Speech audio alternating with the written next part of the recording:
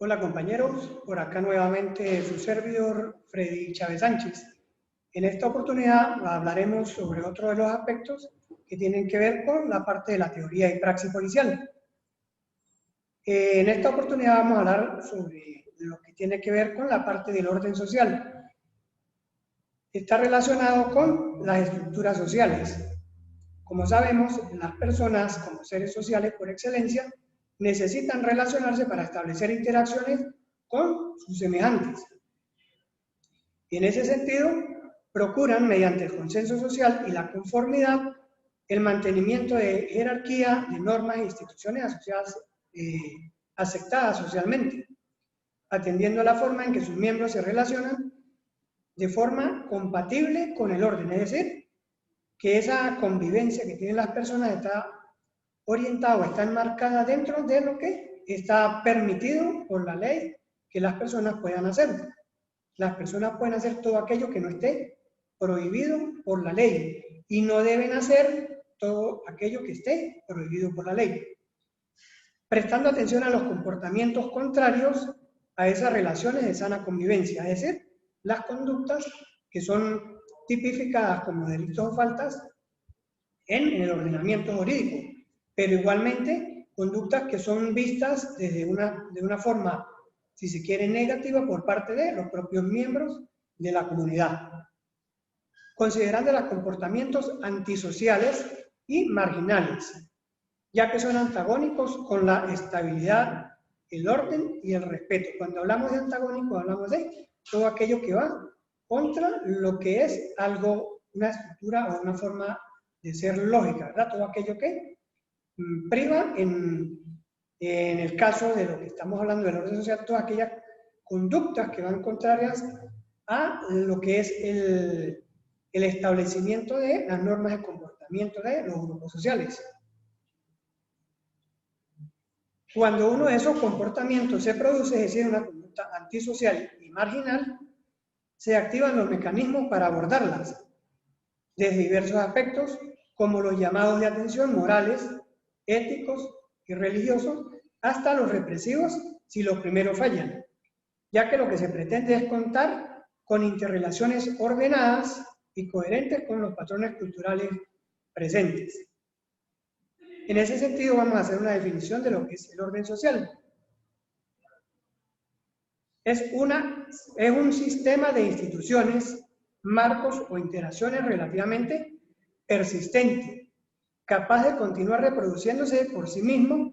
mientras se mantengan las condiciones esenciales de su propia existencia. Es decir, en este caso es la sana convivencia de las personas dentro de los grupos sociales.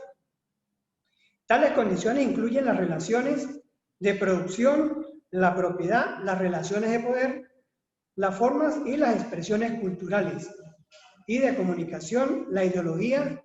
o los valores. Conceptos confluyentes, pero no idénticos, son otros como el de la estratificación social, el del orden público, el cuerpo social o el de la sociedad civil. No deben confundirse con conceptos característicos del antiguo régimen, como la división social en órdenes sociales, sociedades de órdenes o la sociedad estamental, las órdenes religiosas o las órdenes militares que privaban en las épocas antiguas o en las sociedades antiguas. Continuamos con el control, con la parte de lo que es el aspecto del control social, señalando que las sociedades necesitan de control social para poder existir y funcionar, tomando en cuenta el proceso de interacción social, sabiendo que, aun si ésta puede presentar situaciones en las que no todo funciona como se espera, pues algunas veces esa interacción se puede tornar conflictiva. Como sabemos, nada es perfecto, ¿verdad? Y dentro de esas sociedades, si viene el común de las personas, buscan mantenerse dentro de esos niveles de convivencia social sana, sin perjudicarse uno con otro, pues existen personas que tienden a, dentro de esas sociedades, a realizar conductas contrarias a lo que es ese común, lo que se tipifica entonces como las conductas antisociales o marginales. De esta manera es que el sistema social se sirve de algunas instancias de control para mantener dentro de los límites de tolerancia social las conductas negativas, contrarias a la sana convivencia. Dichas instancias pueden operar en sentido informal o formal mediante la prevención, la socialización o la represión, según sea la instancia que actúe. Así pues, cada sistema social se vale de sus propios mecanismos de control, que le permiten prevenir y sancionar cualquier conducta de uno de sus miembros que contraríe las reglas básicas de la convivencia. Del mismo, porque solo asegurándose del control de dichas desviaciones se procura la vigencia, es decir, lo que se procura con ello es mantenerse dentro de los límites socialmente viable, ¿verdad?, de esa convivencia, es decir, que no haya las situaciones en las que unos perjudiquen a otros. Para ello existen, como se mencionaba allí, ciertos mecanismos de control que comienzan desde la parte preventiva y que pueden ir aumentando conforme a la incidencia de esas conductas desviadas, puede llegar hasta el aspecto o la parte represiva, es decir, cuando ya entran en funcionamiento mayormente lo que es la estructura de administración de justicia del Estado para controlar la ocurrencia de estas situaciones desviadas. En ese orden, vamos a definir ahora lo que es el control social, refiriendo que es el conjunto de estrategias y sanciones sociales que pretenden promover y garantizar el sometimiento del individuo a los modelos y normas comunitarias. El control social es importante ya que en toda sociedad hay lucha entre individuo y la sociedad. La sociedad necesita ejercer su dominio sobre el individuo. Así despliega una gama de mecanismos que aseguran la conformidad del individuo a las normas sociales. Observamos de esta definición que es la persona, en este caso, como lo denomina allí el individuo, quien debe ajustarse o adaptarse a las normas de convivencia que están establecidas por la comunidad y no la comunidad la que debe adaptarse a las pretensiones o a los sentimientos, requerimientos o exigencias de un individuo en forma particular. Igualmente, se puede mencionar que el control social puede entenderse como un conjunto de instrumentos generalmente normativos, instituciones y acciones encaminadas al cumplimiento de los fines y valores propuestos por el sistema imperante, logrando de esta forma mantener el orden social. Observamos, pues, que lo que se procura mediante esta definición o este sistema de lo que es el control social es mantener todas las personas dentro de los límites tolerables de esa convivencia social, valiéndose de una serie de mecanismos para lograr ese cometido. Igualmente, dentro de este aspecto tenemos que existen unos tipos de control social y hacemos referencia a lo que es el control social informal o recibe también la denominación de secundario. ¿Por qué recibe esa denominación de secundario o informal? Porque es el tipo de control que se genera a nivel de la comunidad interna, es decir, las propias normas de convivencia que establecen los vecinos de una determinada comunidad para mantenerse en convivencia de una forma pacífica conforme a las necesidades del grupo contra la necesidad particular de alguno de ellos. Y el otro tipo de mecanismo que es el control formal o control primario. ¿Por qué se le denomina de esta forma? Porque ya entran en funcionamiento todo lo que es el aparato, por decirlo de alguna forma, la parte del aparato represivo que tiene el Estado, cuando se hace necesario poner dentro de los límites de la convivencia social establecida ya a nivel de las normas jurídicas, de todo lo que es el ordenamiento jurídico por parte del Estado, cuando existen las conductas desviadas de alguno o alguno de los miembros de la comunidad.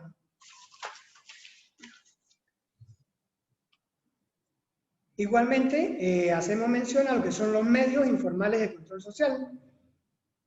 Cuando hablamos de ellos, hablamos que no están institucionalizados. ¿En qué sentido? En el sentido que son medios alternos a el accionar del Estado.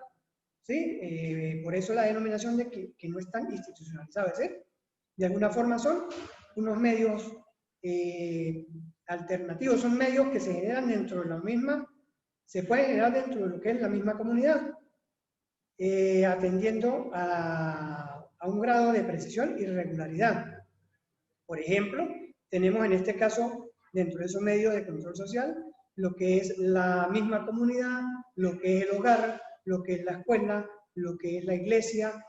algunas organizaciones sociales, ¿verdad?, que establecen ciertos y determinados tipos de control interno dentro de esa propia comunidad, procurando que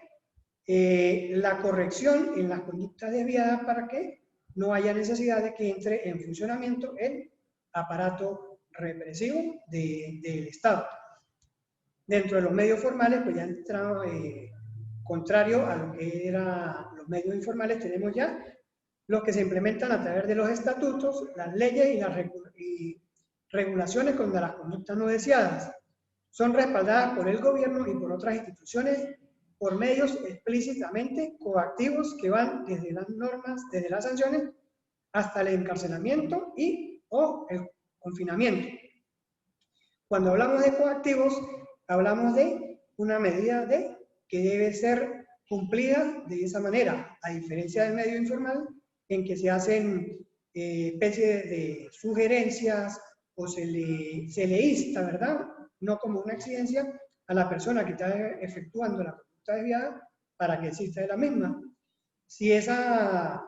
medio de control social falla, entonces entra en funcionamiento el medio de control social formal, que ya es de aspecto coactivo, coercitivo, es decir, se cumple y las conductas van a ser sancionadas conforme a lo que establece el ordenamiento jurídico. Dentro del mismo aspecto tenemos también unas técnicas de control social, y en ellas hablamos de la que es la socialización, que se trata de la interacción del individuo con la sociedad, durante la cual ésta transmite sus valores, intereses y normas a las personas y llevan conformidad a la personalidad. Este proceso se desarrolla de modo continuo por medio de una progresiva diferenciación, centralización, afianzamiento y canalización, por lo que está asociada al control social informal. Igualmente tiene la parte de la prevención, que se refiere a evitar diferentes formas mediante la educación, la información y campañas que determinadas conductas no afines con el sistema normativo de la sociedad se produzcan. Es decir, en este aspecto pues ya pueden entrar tanto el control informal como el formal, porque en ambos lo que se busca antes de pasar a un plano represivo es la prevención mediante la educación y la información. Posteriormente, en última instancia, tenemos lo que es el aspecto de la represión, que es castigar las conductas que vulneran el sistema de normas. Aunque las estrategias de prevención y represión son atribuidas al control social formal, consideramos que también se manifiestan en el control social informal. ¿Por qué? Porque a nivel de una comunidad o de una de estas instituciones o instancias que mencionamos anteriormente, también puede existir un tipo de represión. Por ejemplo, el aislamiento de una persona a participar en determinadas actividades que son llevadas a cabo por estas instituciones, ¿verdad? Entonces, ¿qué pasa con eso? Ese es el tipo de represión que ejercen ese tipo de instancia, que no van a llegar a la sanción penal de la misma, pero sí constituyen un tipo de represión mediante el aislamiento de esa persona que ejecutó la conducta desviada. Igualmente tenemos lo que es el control social persuasivo, que es un control social que indica a los integrantes del grupo adecuarse a las normas establecidas, pero no cuenta con su cumplimiento con el apoyo del aparato coactivo estatal.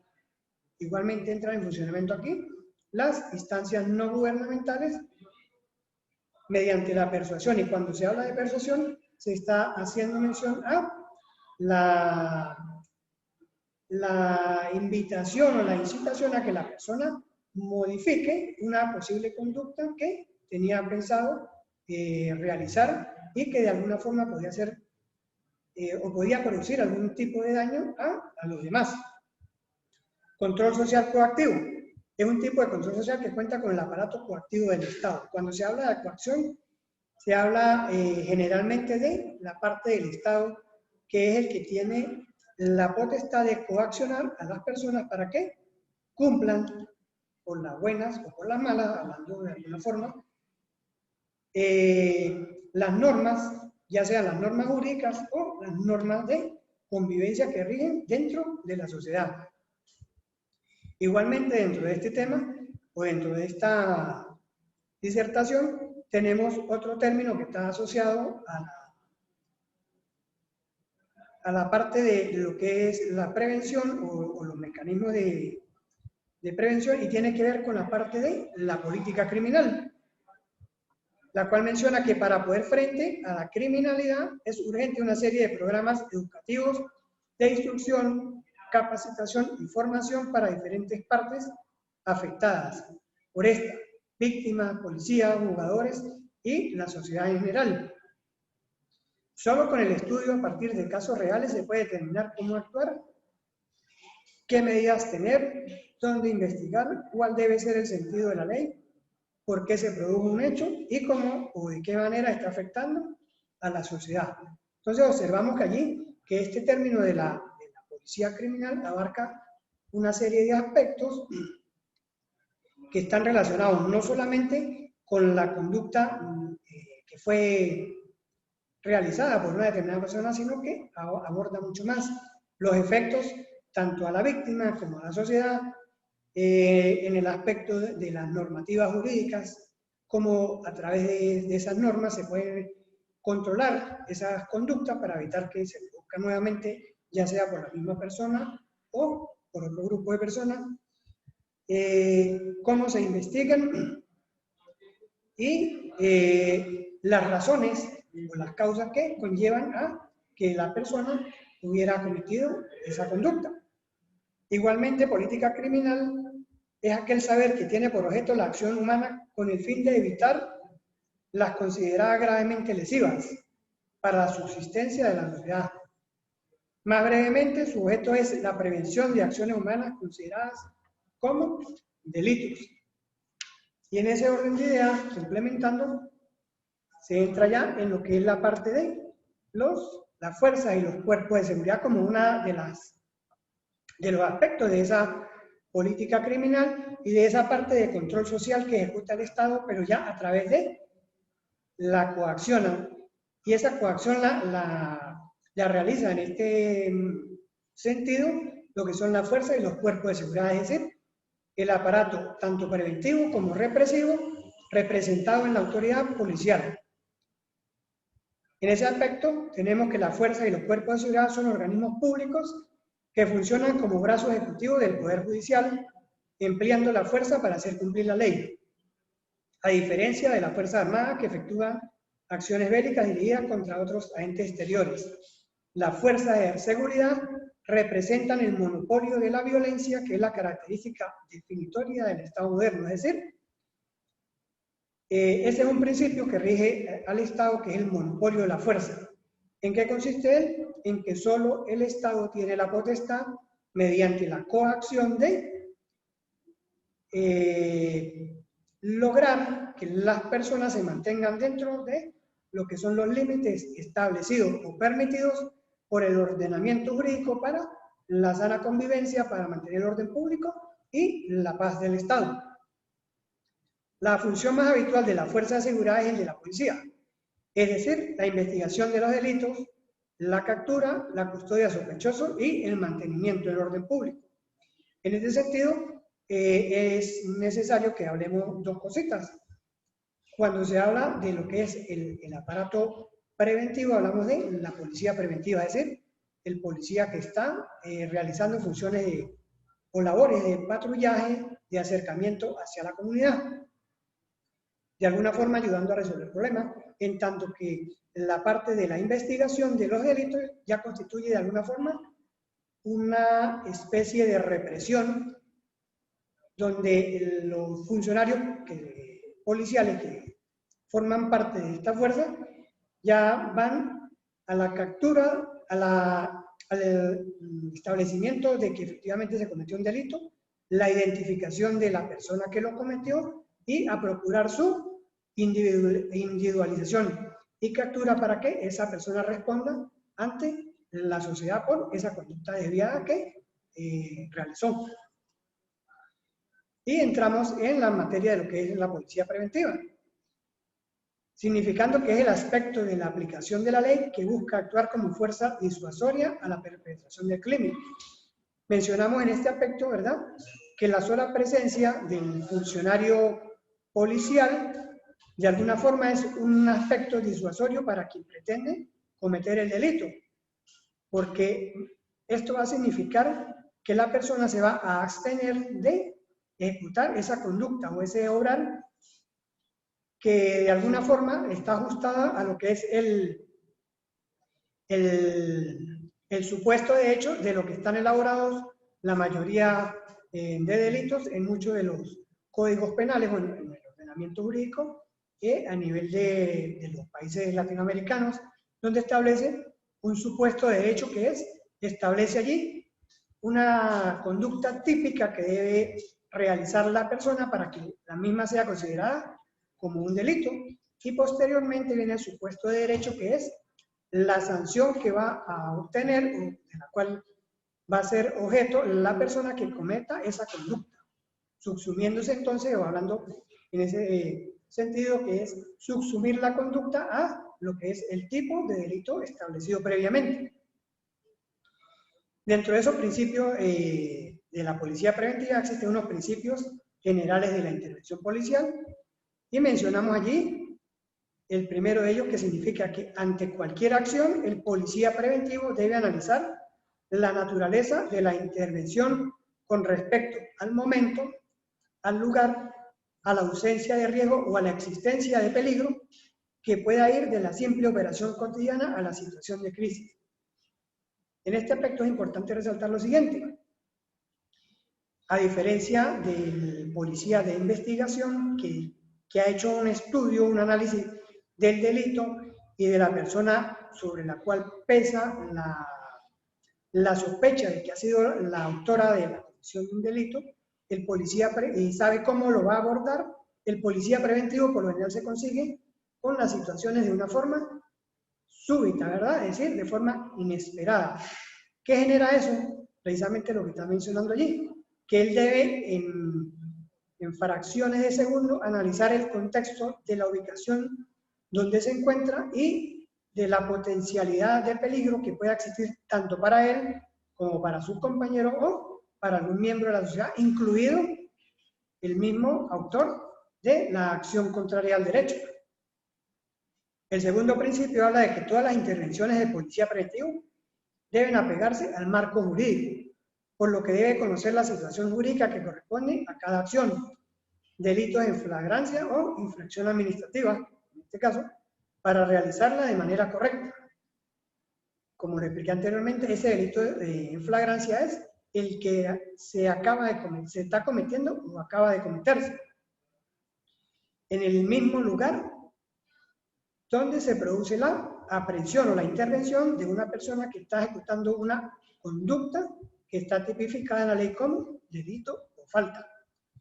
El tercer principio, identificar situaciones de peligro y calcular los riesgos de su intervención. Esto es de suma importancia cuando el policía preventivo está desarrollando sus labores. Mantenerse siempre en constante alerta de forma que le permita prever situaciones que puedan representar en un determinado un inminente peligro para él mismo, para sus compañeros, para la sociedad, inclusive para la persona que está cometiendo el hecho. El cuarto principio, al momento de iniciar la acción, el policía preventivo debe manifestar claramente cuáles son sus intenciones y sus objetivos, procediendo a identificarse, es decir, a la persona debe hacérsele mención o debe señalársele el motivo por el cual está siendo abordada o intervenida. El quinto principio, en el caso del uso de armas, deberá cuidar la seguridad del entorno, neutralizando inmediatamente toda arma descubierta. Es decir, debe ser muy precavido cuando, por extrema necesidad,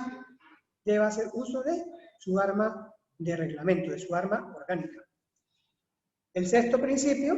cuando haga uso del arma, asegúrese que en su línea de tiro no se encuentre ningún compañero o persona ajena a la situación. Nunca practique tiros de intimidación, es decir, el funcionario policial bajo ninguna causa debe accionar su arma orgánica, su arma de reglamento, efectuando lo que se denominan los famosos disparos de intimidación, disparos al aire o en condiciones que puedan representar, que por lo general va a ser de esta forma, representar un peligro para cualquiera de las personas que se encuentren dentro de ese espacio geográfico. El séptimo principio, evite al máximo transgredir las precauciones elementales de seguridad, no tome riesgos adicionales si no es el completo conocimiento de causa y en respuesta a una imperiosa necesidad. Es decir, el policía no debe actuar como un héroe de eso de las películas, porque, como se hace mención allí, precisamente eso ocurre solamente en las películas, donde las situaciones están de alguna forma controladas. No debe exponerse más de lo necesario. El octavo principio, en caso de huida de los presuntos infractores o delincuentes, proceda a realizar un seguimiento discreto a cierta distancia. Comuníquese que por radio la evolución de la situación, número de participantes, señas particulares de los individuos y de los vehículos involucrados, armamento, dirección en la que huyen y en caso de que ocurra, información si existen posibles rehenes. Atendiendo a este principio, ¿verdad? Es importante y allí entra uno de los aspectos para los cuales el policía debe tener mucha preparación y es precisamente esa, es no sobreexponerse realizando persecuciones que pongan en peligro su propia integridad o la de otras personas y que pueda generar resultados adversos que no era necesario que se obtuvieran. Igualmente, dentro de esa parte de prevención, existe algo que se denomina el sociodrama, que es un aspecto educativo que puede ser aplicado por la autoridad policial en forma preventiva, el cual significa que es una actuación en la que se utilizan gestos, acciones y palabras que representan algún hecho o situación de la vida real que después se analiza. Aplicando esta técnica, la policía puede realizar un acercamiento con la comunidad simulando mediante la dramatización situaciones que pueden afectar a la comunidad y concienciar sobre la forma posible de solucionarla. El policía debe interactuar con los miembros de la comunidad a la cual se debe orientarse en el sociodrama, entendiendo por tal la actuación en la que se utilizan gestos, acciones y palabras, pues representa algún hecho que pueda estar ocurriendo o que pudiera ocurrir en un futuro dentro de esa comunidad y entonces la intención de esta educación es que a través de la policía la comunidad esté preparada para afrontarla. Igualmente, y para concluir, tenemos la parte de lo que son los fundamentos en la elaboración de documentos policiales. Cuando el funcionario policial, por alguna razón, practica un procedimiento, debe elaborar ciertos documentos para justificar esa acción. Una vez que el funcionario policial ha tenido intervención pasando del plano preventivo hacia el represivo, debe elaborar documentos que son necesarios para dar constancia de lo ocurrido y que motivó a él y a sus compañeros a dar ese paso de prevención, es decir, de la persuasión con su presencia abordar a un ciudadano que realizó una conducta o un comportamiento que puede estar tipificado en la ley como delito o falta. Dentro de esos documentos, ¿verdad? Por lo general existen las denominadas actas policiales, que son los documentos que se elaboran o elabora el funcionario policial para donde deja constancia de las circunstancias de tiempo, modo, causalidad, casualidad, que lo motivaron a él a abordar a una determinada persona. Ese acta o ese documento tiene por objeto dejar constancia escrita de los actos de diligencia de carácter legal, los cuales se hacen necesarios para posteriormente registrar y conservar los mismos. Forma parte de lo que se denomina el acervo documental de una causa que elabora el fiscal para fundamentar posteriormente una acusación contra una persona a la que se le imputa la comisión de un hecho contrario a la ley. Dentro de esa elaboración de esos documentos existen unos aspectos a considerar que tienen que ver con los aspectos de forma y los aspectos de fondo. Cuando hablamos de los aspectos de forma, hablamos de la parte estética de la elaboración del documento, lo que es la parte de la redacción, la ortografía, los márgenes, todo ese tipo de situaciones que son la parte estética que debe cumplir ese documento. Y cuando hablamos de la parte o el aspecto de forma, hablamos ya de lo que es el aspecto meramente dicho de el procedimiento, es decir, cómo está dejando plasmado allí la acción que lo motivó a él a ejecutar un abordaje de una persona. Por ejemplo, generalmente se habla de que la persona presente estaba en una situación o en una conducta, en una situación que le llamó la atención al funcionario policial, una actitud sospechosa. Pero cuando lo vamos o nos ceñimos a lo que es el aspecto jurídico como tal, entendemos que las normas jurídicas no tipifican conductas sospechosas, sino, o actitudes sospechosas, perdón, sino las conductas que están tipificadas allí en los supuestos de hechos de los tipos de delitos que ya están previamente redactados. ¿Por qué? Porque lo que se hace es encuadrar de esa forma esa accionar que estaba realizando la persona, cómo lo estaba realizando para que se adecue dentro de esa descripción, de esa narración que está elaborando allí, se adecue a el tipo penal que está